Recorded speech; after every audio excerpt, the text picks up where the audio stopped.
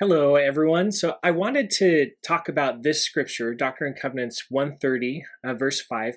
This is a classic scripture that comes up anytime somebody brings up extraterrestrials, aliens.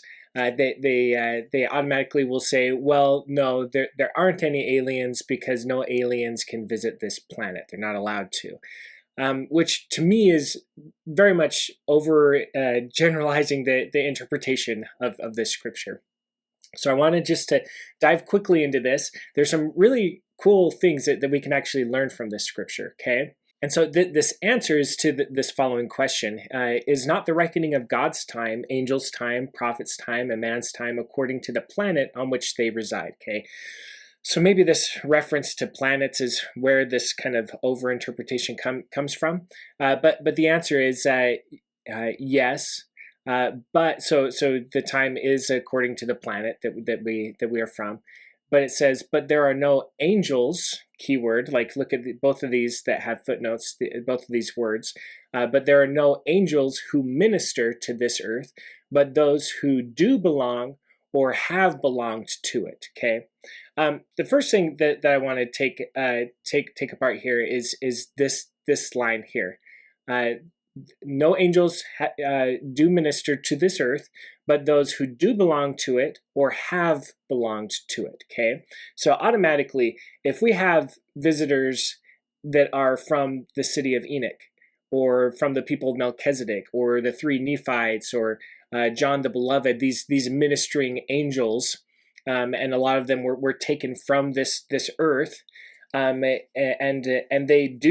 at one time did belong to it, and perhaps their descendants still belong to this earth. So, number one, if there are extraterrestrials from any of these folks there that I've listed, and who knows how many other possibilities there are, those are just ones that we have accounts of. There's no issues. The scripture doesn't say anything against them. Okay, so they can minister to this earth, okay? The next thing that I want to point out is this word angels, okay? Does this say extraterrestrials? Does it say anyone from another planet? No, this is in reference to angels. And according to the Bible dictionary, ordinarily the word angel means those ministering persons who have a body of flesh and bone, being either resurrected from the dead or else translated, as were Enoch and Elijah, etc. Okay, so these translated beings.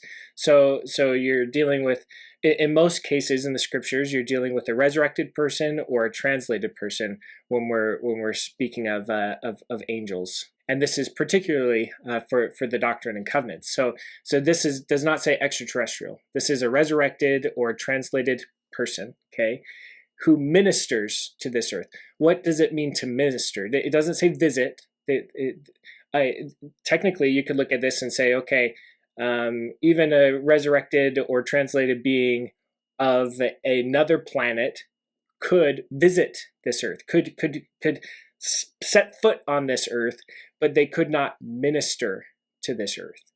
And what does it mean to minister? Right? If you look through the scriptures, of course, there's the general term to minister is to teach, to teach the doctrines of the gospel. But there's also ministering is also associated with ordinances a lot of times. Ministering in the temple or doing sacrifices in the tabernacle was considered ministering a lot of times. And so this word could be preaching the gospel. It could be administering ordinances. I'm not sure. You could interpret it both ways. I'm fine with that. But I don't think it means to set foot on or visit. To me, that's interpreting this word beyond what it really is defined as. However, when you dive deeper into this word, there's some cool things that we learn here, okay? The scripture, if we take it as is, we learn that no resurrected being or translated being can minister to this planet unless they do belong to it or have belonged to it. However, when you look at the ministry of John the Beloved, as we learned from Joseph Smith, we gain some interesting insights for those resurrected or translated beings from this planet. This rule here only applies to people from other planets. It does not necessarily apply to us.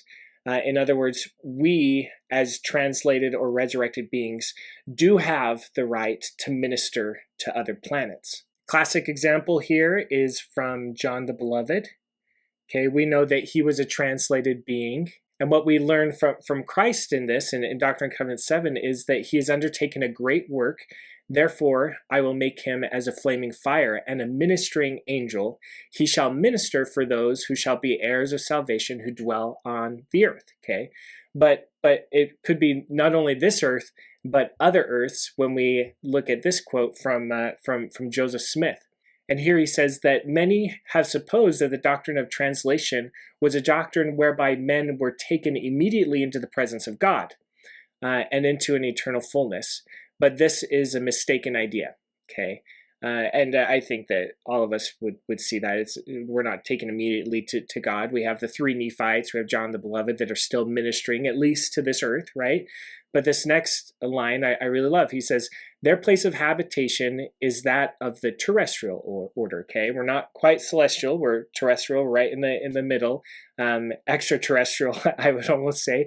And a place prepared for such characters he held in reserve to be ministering angels unto many planets. Okay, so these translated beings can be ministering angels unto many planets. This is John the Beloved, the three Nephites. They can and probably do and have been called. Who knows? We could have members of the city of Enoch or the people of Melchizedek going out and serving missions in other planets, ministering to other planets, okay?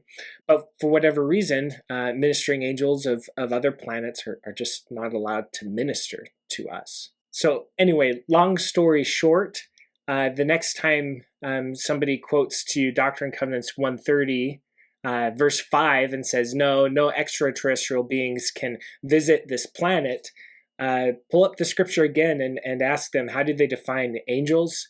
How do they define ministering? And what does it mean that only those who do or have belonged to this earth can minister to it?